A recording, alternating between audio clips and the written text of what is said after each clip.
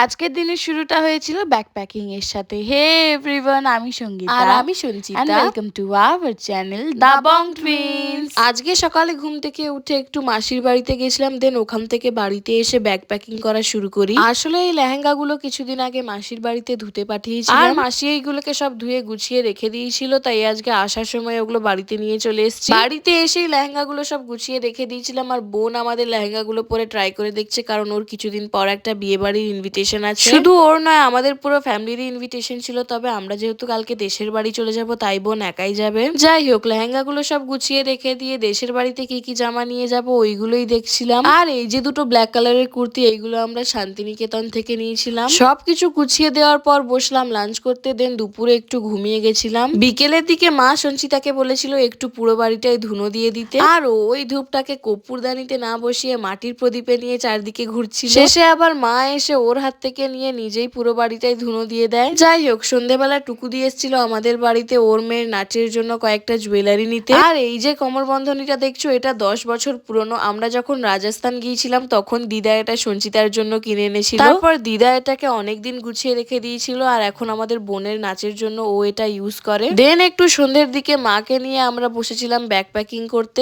আমরা সবাই যাচ্ছি কয়েকদিনের জন্য, মানে এই 3-4 দিনের জন্য আমাদের দুটো ট্রলি ব্যাগ ভর্তি জামা হয়ে গেছে। ব্যাকপ্যাকিং সেরে আমরা দুই বোন, মা, টুকুদি, ছোট মাসি, আমরা সবাই মিলে গিয়েছিলাম একটু কাপড় দোকানে। ওখানে গিয়ে আমাদের এই শাড়িটা ভীষণ পছন্দ হয়ে গেছিল। আমরা মাকে বলেছিলাম নিতে, তবে মায়ের যেহেতু এখন অনেক শাড়ি আছে তাই মা আর নেয়নি, তাই জোর করে আমরা আবার ছোট মাসিকে দিয়ে এই শাড়িটা নিয়েছি। দেন বাড়িতে এসে সবাই মিলে লুডো খেলছিলাম, আর এরই মাঝে দিদি সবার জন্য মোমো আর কুলফি অর্ডার দিয়েছিল ওয়াও থেকে। আর এটাই ছিল আজকে আমাদের ডিনার। তো চলো আজকের মতো এতটাই, দেখা হচ্ছে আবার পরের ভিডিওতে। টাটা।